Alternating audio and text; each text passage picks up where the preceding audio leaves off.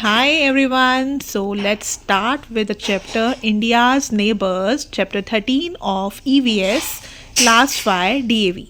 So let's start reading. अगर आपको मेरा समझाना बहुत पसंद आ रहा है तो प्लीज़ लाइक और सब्सक्राइब करना ना भूलें और कमेंट भी कीजिए. Thank you. Look at the map of India. You will notice that Pakistan, Bangladesh, Bhutan, Nepal, Sri Lanka, China and Myanmar are our immediate neighbors. Besides these 7 countries, Afghanistan and Maldives are also our close neighbors. Saying look at a map of India. ये हमारे India का map है. तो वो बोल रहे हैं हम ये नोटिस कर रहे हैं हमारे मैप ऑफ इंडिया में कि पाकिस्तान, बांग्लादेश, भूटान, नेपाल, श्रीलंका, चाइना, म्यांमार, क्या ये हमारे पार्ट ऑफ इंडिया है? No, these are our neighbouring countries, जिसको हम बोलते हैं पड़ोसी देश. हाँ, तो हमारी बॉर्डर से मतलब कुछ कोई ना कोई स्टेट हमारी इसके बॉर्डर से जुड़ी हुई है. ठीक है. और अफगानिस्तान और मालदीव्स भी. तो कितने टोटल है? 9 कंट्रीज जो है वो हमारे इंडिया के मैप में हमारी नेबरिंग. मालदीव्स हमारे क्लोज वाले हैं. हाँ, वो सबसे क्लोज है इन अफगानिस्तान एंड मालदीव्स. ठीक है. तो मैप में अगर हम देखते हैं तो यहाँ पे हमारा पाकिस्तान है और इस्लामाबाद उसकी कैपिटल है. उसी के ऊपर हाँ, उसी के ऊपर क्या है? अफगानिस्तान और काबुल है ना. और यहाँ पे उत्तर प्रदेश, उत्तराखंड है ना. उत्तराखंड के पास में कौन सी है? नेपाल. और जिसकी कैपिटल क्या है? काठमांडू. और चाइना है, उसकी कैपिटल क्या है? तो क्या बोलते हैं इसमें टिबेट लिखी है लेकिन बीजिंग है. Beijing is the capital. ठीक है. और हमारे ठीक यहाँ पे जो बंगाल के ऊपर और मेघालय के बीच में, त्रिपुरा के बीच में इनकी बॉर्डर्स लगते क्या है? बांग्लादेश, जिसकी कैपिटल है ढाका. और यहाँ और ऊपर अगर आप देखोगे तो भूटान है जिसकी कैपिटल का नाम है थिम्पू. ठीक है. और हमारा जो ये है यहाँ पे म्यांमार है, इसकी कैपिटल का नाम क्या है? नेपिडो. क्या है? नेपिडो. और हमारा यहाँ पे हाँ. और नीचे क्या है? केरला के नीचे और तमिलनाडु के नीचे क्या है? श्रीलंका की कोलंबो हम जानते हैं कि कैपिटल है, बट यहाँ पे लिखा है श्री जया. क्या लिखा है? जयावर्धना कोटे. तो श्रीलंका की हमारी 2 कैपिटल्स है. कोलंबो जो है वो हमारी एग्जीक्यूटिव या जुडिशियल कैपिटल सर्व करती है एज अ कैपिटल. पर जो जहाँ पे पार्लियामेंट है श्रीलंका का और जो लेजिस्लेटिव कैपिटल है वहाँ की, वो क्या है? हमारी श्री जयावर्धने पूरे कोटे. ठीक है. सो दिस इज अबाउट इंडिया और हमारी नेबरिंग कंट्रीज के बारे में फर्स्ट पैराग्राफ में बताया गया है कि वो कौन कौन सी है. कैपिटल के बारे में नहीं बताया, बट हमको पता होना चाहिए कि उनकी कैपिटल कौन है. This is about neighbouring countries. All together they are 9. कितने हैं टोटल? 9. चलो नेक्स्ट पढ़ते हैं.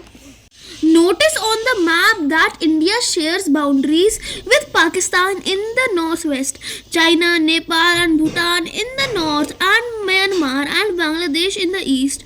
The island of Sri Lanka is our southern neighbor in the sea.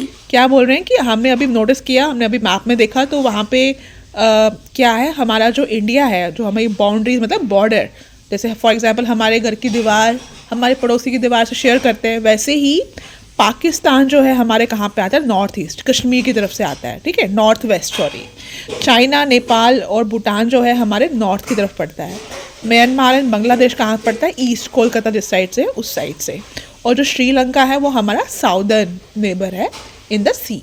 So this is what they are giving an idea about a boundaries की. मतलब ये सबकी position क्या है हमारे मैप में, कौन सी कंट्रीज जो है साउथ की तरफ आती है, कौन सी वेस्ट की तरफ, कौन सी ईस्ट की तरफ और कौन सी नॉर्थ की तरफ. ठीक है.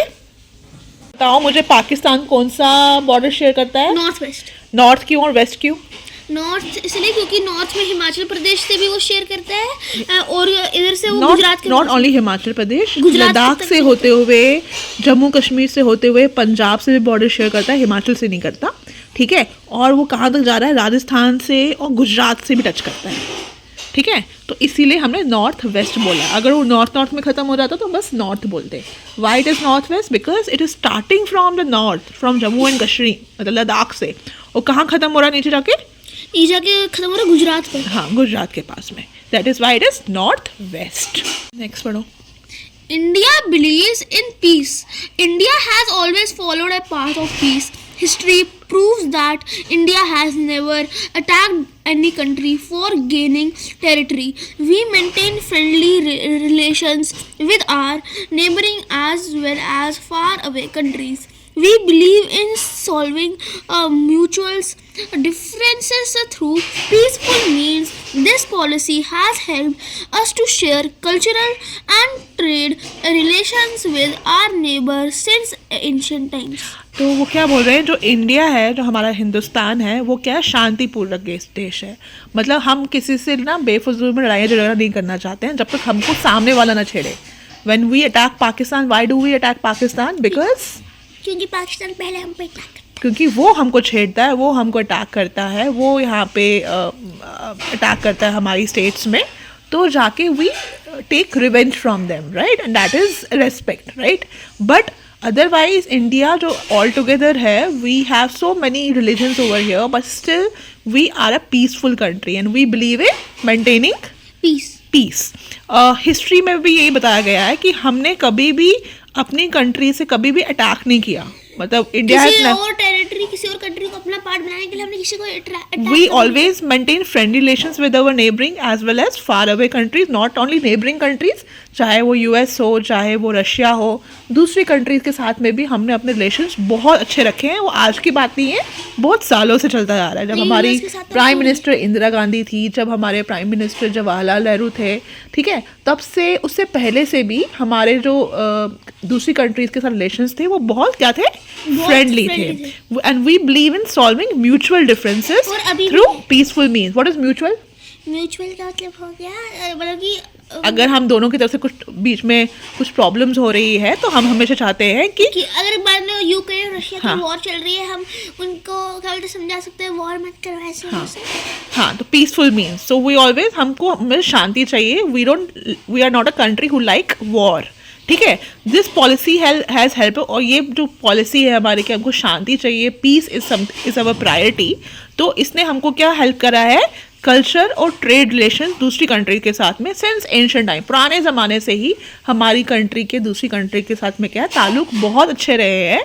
रीज़न बीइंग उसी वजह से हमारे जो रिलेशन है, चाहे वो कल्चर रिलेशंस हो, एक दूसरे से जो कल्चर शेयर करते हैं वो, या ट्रेड मतलब बिजनेस रिलेशंस हो, वो सब कंट्रीज के साथ में बहुत अच्छे रहे हैं. Do you know a South Asian Association for Regional Cooperation (SAARC) is an economic and political organization of 8 neighboring countries located in South Asia. They are Afghanistan, Bangladesh, Bhutan, India, Maldives, Nepal, Pakistan and Sri Lanka. हमने बहुत बार सुना होगा SAARC लोगों की meeting हो रही है, SAARC हम बोलते रहते हैं, न्यूज़ में भी आता रहता है. सार्क क्या है, एक्चुअल में एक तरह का एसोसिएशन है, एक ग्रुप बना दिया है, टीम होता है ना. तो वो टीम किन की है, इन कंट्रीज़ की. कौन सी कंट्रीज़ की है, कितनी कंट्रीज़ की है वो, 8 कंट्रीज. 8 कंट्रीज में उसमें कौन कौन आता है, मालदीव्स, अफगानिस्तान, नेपाल, अफगानिस्तान, पाकिस्तान एंड जितनी भी बांग्लादेश, हमारी भूटान. साउथ एशिया में जितनी भी कंट्रीज है, उनका एक टीम बना हुआ है जो कि म्यांमार क्यों नहीं लिखा इसमें, वो नहीं होगी इसका पार्ट, ठीक है. Is an economic and political organisation. Economic और पॉलिटिकल क्या होता है, वो फाइनेंसेस के बारे में बात करते हैं, पॉलिटिक्स के बारे में बात करते हैं, जितने भी मुद्दे चल रहे हैं, कुछ टॉपिक्स चल रहे हैं, कुछ भी डिबेटेबल टॉपिक्स हैं, उन पे काम करते हैं, उनको सॉल्व करते हैं इकट्ठे मिलकर.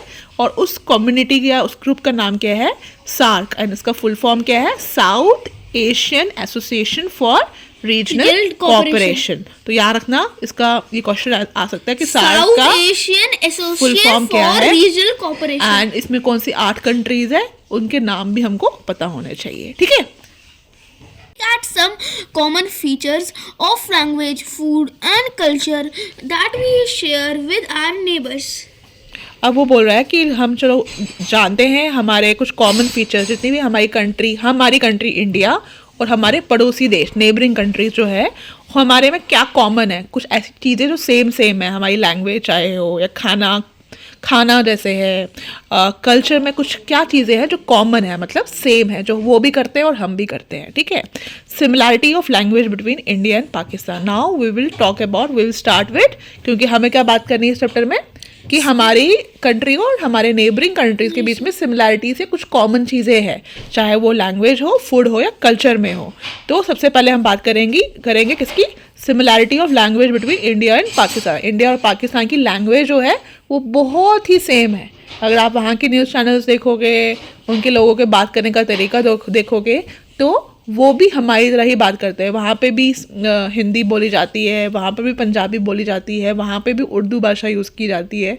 तो हमें कभी भी ये नहीं लगेगा पाकिस्तान में जाके या पाकिस्तान के लोगों को कभी भी इंडिया में आके ये कभी फील नहीं होगा that they are talking to the people of some other countries and that they can not understand the language. तो लैंग्वेज प्रॉब्लम तो कभी आएगा ही नहीं, क्योंकि हमारी जो लैंग्वेज है बिल्कुल और बिल्कुल तो नहीं सेम है, पर हाँ 90-95% सेम है। वो इसलिए भी है क्योंकि वो हमारा ही पार्ट था एक टाइम पे, ठीक है। तो let us read. Pakistan came into existence only in 1947.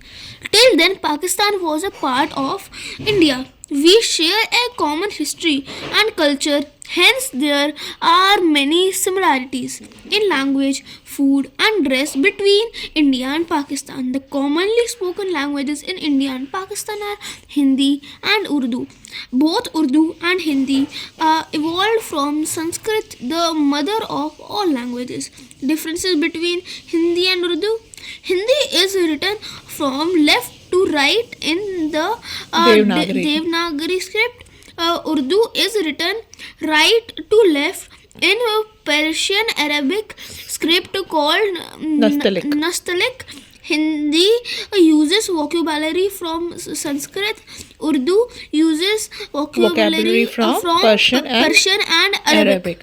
तो वो क्या बोल रहे हैं कि similarity of language between India and Pakistan क्यों है, क्योंकि पाकिस्तान कब आया एग्जिस्टेंस में, कब बना? पाकिस्तान बना 1947 में, जब पाकिस्तान इंडिया से अलग हुआ था। कब हुआ था? उससे पहले तो हमारा ही पार्ट था, हम दोनों एक ही कंट्री के पार्ट थे। उस टाइम में पाकिस्तान इंडिया की एक स्टेट होती थी। हाँ exactly, Pakistan was a part of India. We share common, हमारी हिस्ट्री भी कॉमन रही है, कल्चर भी कॉमन रहा है। इंडिया को जब इंडिपेंडेंस मिला उसी टाइम पे इंडिया से पाकिस्तान अलग हुआ था, ठीक है। Hence there are many similarities, तभी वो हमारा ही पार्ट था। तो तभी जैसे फॉर एग्जाम्पल अगर मेरा बच्चा हो मेरी तरह ही दिखेगा ना, right. So there are many similarities in language, food और पहनावे में भी बहुत सारी सिमिलैरिटीज है किस के बीच में, इंडिया और Pakistan. The common languages that वो और हम बात करते हैं क्या है, Hindi and Urdu. And both Urdu and Hindi कहाँ से इवॉल्व हुई है, कौन सी लैंग्वेज से? संस्कृत। और मदर ऑफ ऑल लैंग्वेजेस क्या है? संस्कृत। की क्वेश्चन आ सकता है which language is the mother of all languages? Sanskrit. और उर्दू कहाँ से इवॉल्व हुई है? संस्कृत से ही हुई है। हिंदी भी किससे हुई है evolve? So that is why they are very similar और बहुत ही मिलती जुलती लैंग्वेजेस है। डिफरेंस क्या है बस इसमें डिफरेंस है कि Hindi is written from left to right, हाँ मार्जिन लाइन से, इज रिटन यहाँ से ऐसे शुरू करेंगे। पर्शियन हाँ, तो फर्स्ट वर्ड यहाँ से शुरू करेंगे, पता आपको? उर्दू हम ऐसे लिखते हैं, समझाई? हम जब भी पढ़ेंगे तो ऐसे पढ़ेंगे, जैसे for example we will start from नस्तिल कॉल्ड, ऐसे होता है, वो उर्दू में लिखा हुआ होगा। So it is like that. So और हिंदी जो है वो कहाँ की वोकैबुलरी यूज़ करती है? संस्कृत की। और उर्दू कहाँ से करती है? पर्शियन और अरबिक की, ठीक है। Next, the surprising fact is that Hindi uses words from Persian and Arabic and Urdu uses words from Sanskrit. हाँ, तो ये भी एक सरप्राइजिंग फैक्ट है। कुछ वर्ड्स ऐसे भी है जो हिंदी में पर्शियन और अरबिक से लिए गए हैं, और उर्दू में कहाँ से लिए गए हैं? उर्दू में क्या बोलते हैं? लिए गए संस्कृत से, ठीक है। Do you know the word Urdu originated from the Turkish word from tent, army of Horde.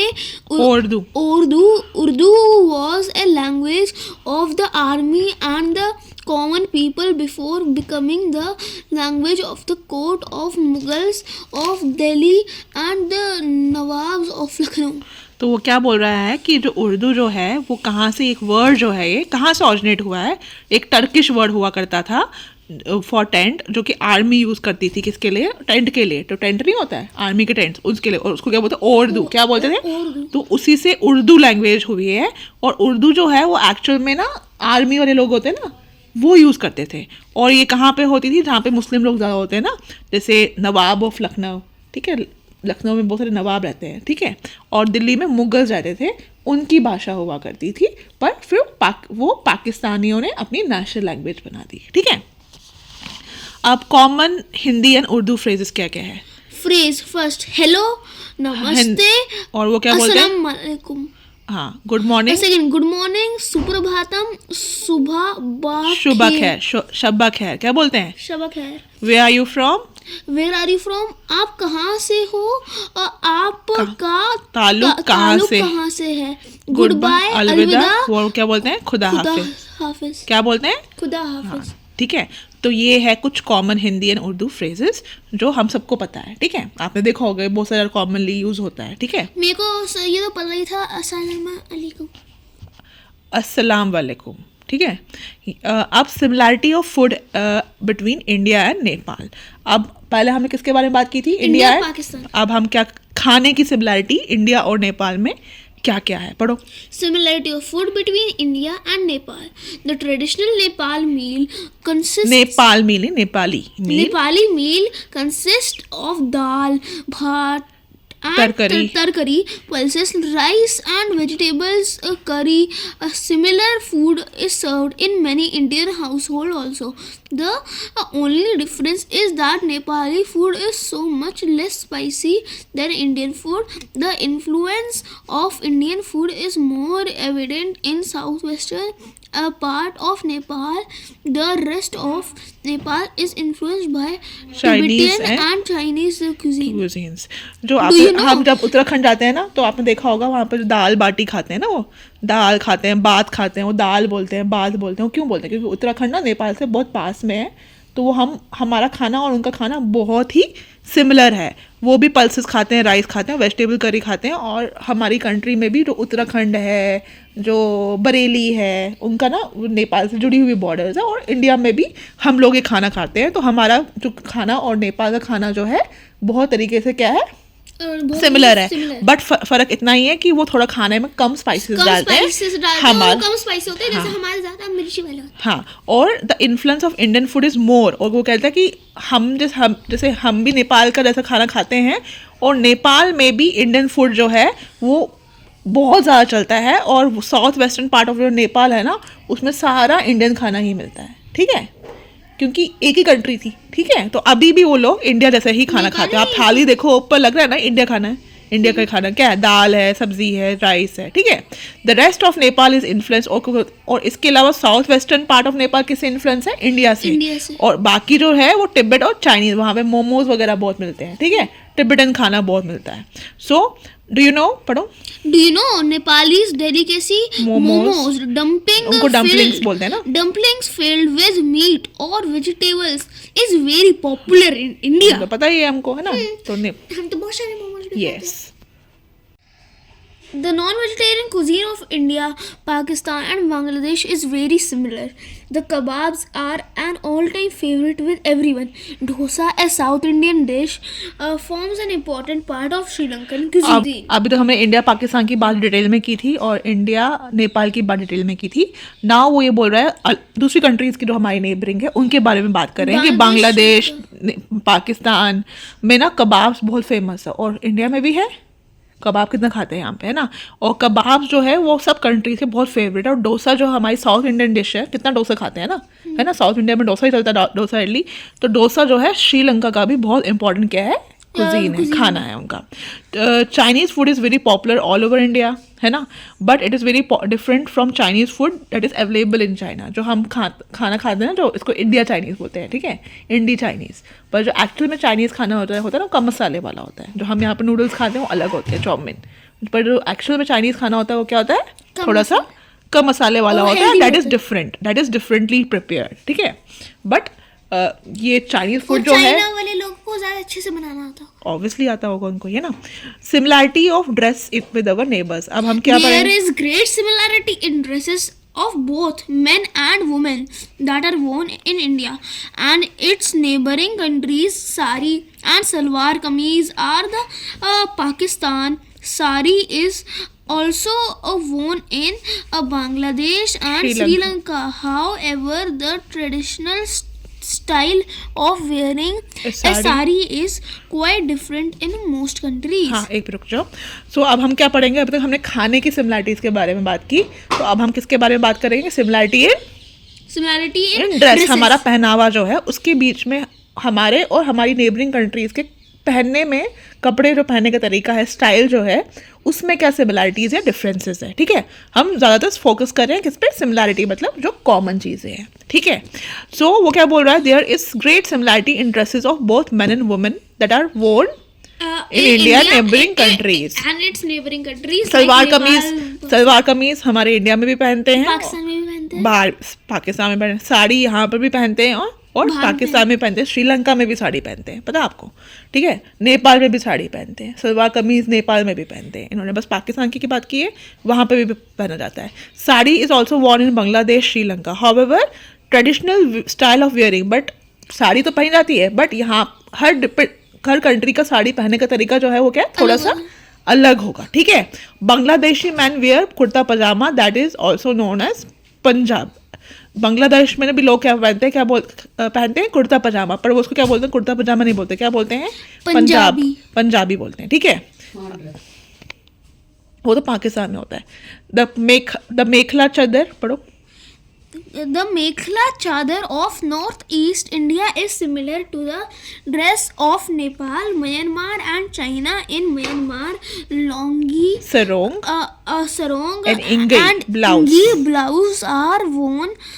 A similar dress of lungi blouse is worn South India and Sri Lanka also. तो एक मिनट रुको. The मेखला चादर of north India, north east है ना, जो हमारी सिक्किम है, मणिपुर है, वहाँ की जो ड्रेसेस जो वहाँ पे पहनावा है हमारे इंडियंस का, वो बहुत किसे मिलता जुलता है? नेपाल से, म्यांमार से, चाइना से, क्योंकि वहाँ पे बॉर्डर उधर ही है. हाँ एग्जैक्टली. और जो म्यांमार में क्या पहनते हैं लोग?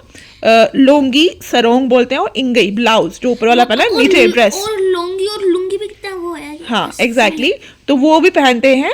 और सेम यही ड्रेसेस कहाँ पहनी जाती है? साउथ इंडिया में और श्रीलंका में भी. ठीक है, the traditional dress worn in Ladakh and Bhutan, जो हमारे लद्दाख और भूटान में कुछ ड्रेसेस पहनी जाती है ना, वो बहुत ही सिमिलर टू हनफू ऑफ चाइना. तो हनफू ट्रेडिशनल ड्रेस ऑफ चाइना क्या है? हनफू. और वो किससे सिमिलर है? लद्दाख और भूटान में जो लोग पहनते हैं ना, उससे बहुत ही मिलता जुलता ड्रेस है वो. ठीक है, the men in both India and Nepal favour kurta pyjama, shirt coat with pyjama. Muslims in many parts of India will wear salwar kameez, Pathani suit बोलते हैं उसको, which is the traditional dress of Pakistan man. और जो मैन के बारे में बात करेंगे तो हम जो कुर्ता पजामा और शर्ट पैंट जो है वो इंडिया में भी और नेपाल में भी बहुत कॉमन है. और मुस्लिम लोग क्या पहनते हैं? सलवार कमीज, जिसको पठानी सूट बोलते हैं. क्या बोलते हैं? विच इज, जो कि ट्रेडिशनल नहीं, पठानी बोलते हैं उसको, which is the traditional dress of Pakistani man. But the modern generation has removed all differences. और मॉडर्न पे अगर आप देखोगे तो वो सब नॉर्मल शर्ट एंड जीन्स पहनते हैं, है ना. तो if you see any Pakistani और इंडियन और नेपाली और Bhutani in some other country like US, they all wear same clothes. आजकल तो कोई कुर्ता पजामा नहीं पहनता है ना ही सलवार कमीज पहनता है. क्या पहनते हो? आपको शर्ट और पैंट में दिखेंगे, है ना. तो you can not make out कि कौन कहाँ का है. ठीक है, बाय पहनावे से. ठीक है, next the similarities in the language, food and dress that we share with our neighboring countries highlight our cultural bonds. They act as a unifying bond even in the face of differences. So ये क्या बोल रहा है? तो similarity जो हमारी इन countries, हमारी neighbouring countries के साथ में है इन लैंग्वेज, फूड एंड ड्रेस, वो हमारा बॉन्ड जो था एक तरह का, एक टाइम पे जो एक बॉन्ड हुआ करता था हमारी कंट्री का, क्योंकि हमारी कंट्री का ही पार्ट थे ये भी, है ना, उस चीज़ को हाईलाइट करता है. और ये एक क्या करता है? This also acts as a unifying bond, जो कि हमको एक तरह से एक तरह से दिखाता है. मतलब we are the same face even in the face of differences. ताकि हम कंट्रीज तो अलग है, पर अगर हमको कोई US देखेगा तो they will see us as one because of our culture, our language, our food and dress.